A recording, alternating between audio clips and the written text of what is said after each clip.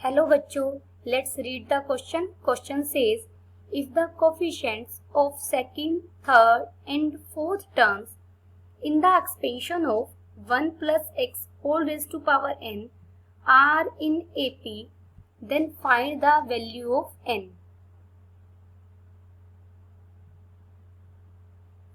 First we see the key concept.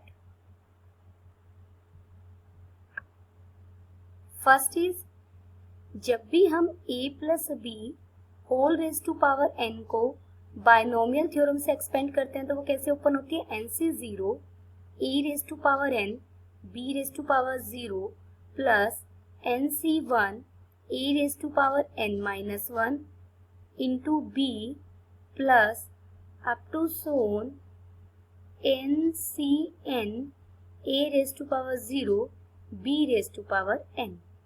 इस binomial theorem की general term को T R plus 1 से represent करता है और वो कैसे निकलती है? N c r a raise to power n minus r into b raise to power r. R की डिफरेंट वैल्यूज के लिए हमें डिफरेंट टर्म मिलेगी एक्सपेंशन की. सेकेंडली यहाँ पर हमें एपी सीरीज की बात की गई है.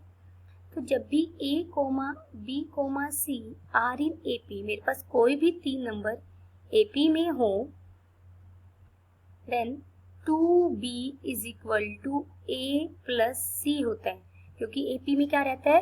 कॉमन डिफरेंस सेम रहता है. Then b minus a is equal to c minus b, जिसे हम लिखते हैं जो मिडल में है टर्म उसका twice is equal to sum of first and third. यहाँ गिवन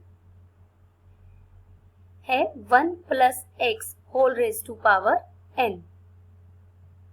a कितना हो गया यहाँ पर हमारा 1, b क्या है यहाँ पर x,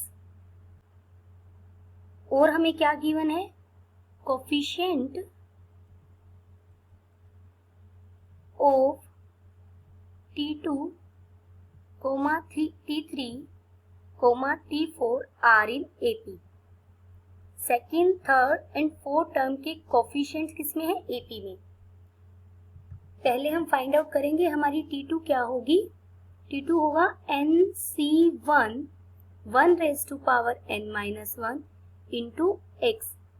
T3 हो जाएगा NC2 1 raise to power n minus 2 into x square. T4 हो जाएगा NC3 1 raise to power n minus 3 into x cube. हमें पता है 1 की कुछ भी पावर करें वो 1 ही बन जाता है, तो ये T2 बन गया NC1 into x. T3 is equal to NC2 into x square. T4 equal है NC3 x cube.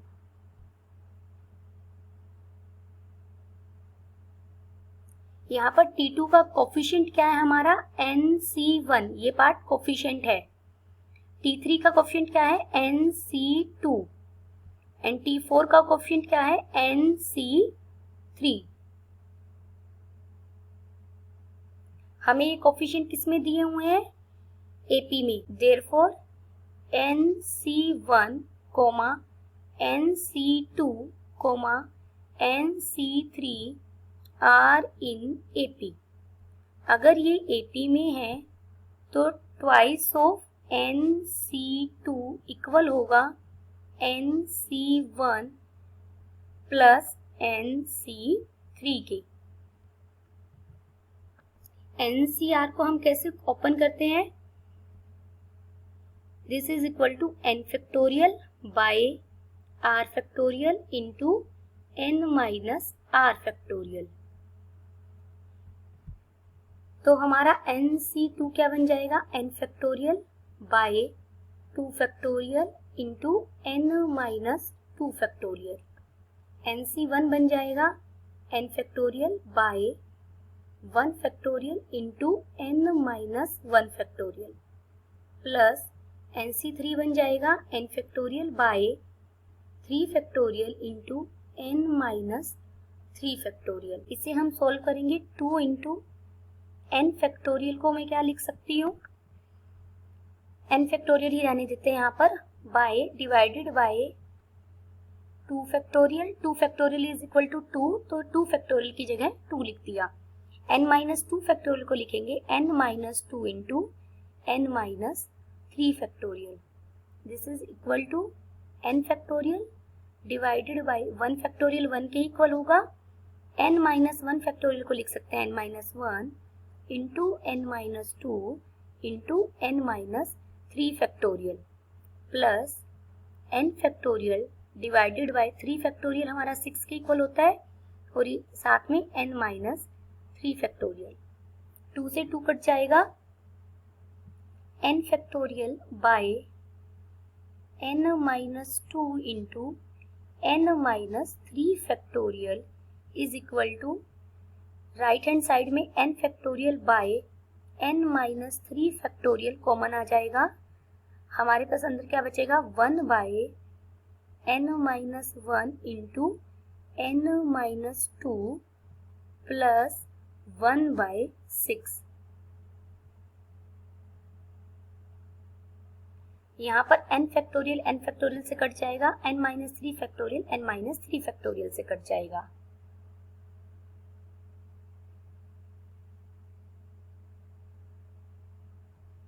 We get हमें क्या मिला 1 by n minus 2 is equal to, इधर हम एलसीएम ले लेंगे ब्रैकेट वाली टर्म का, तो हमें मिलेगा 6 into n minus 1 into n minus 2, ये हो जाएगा 6 plus n minus 1 into n minus 2।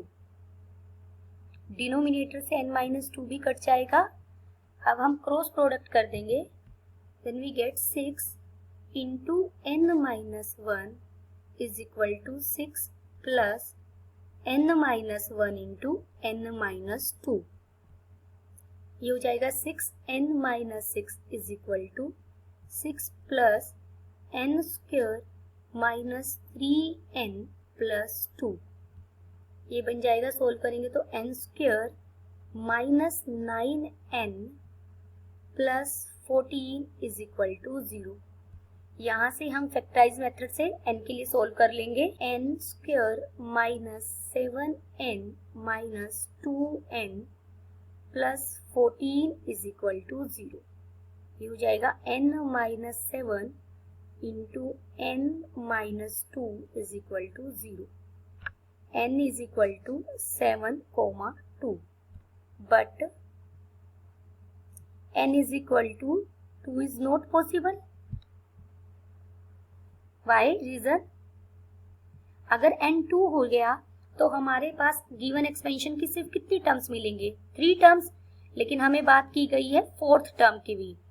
If n is equal to 2 then expansion does not have 4th term, और हमें तो कहा गया है सेकंड, थर्ड एंड फोर्थ तीनों टर्म्स किस में है एपी में, तो हमें 4th टर्म भी चाहिए 4th टर्म।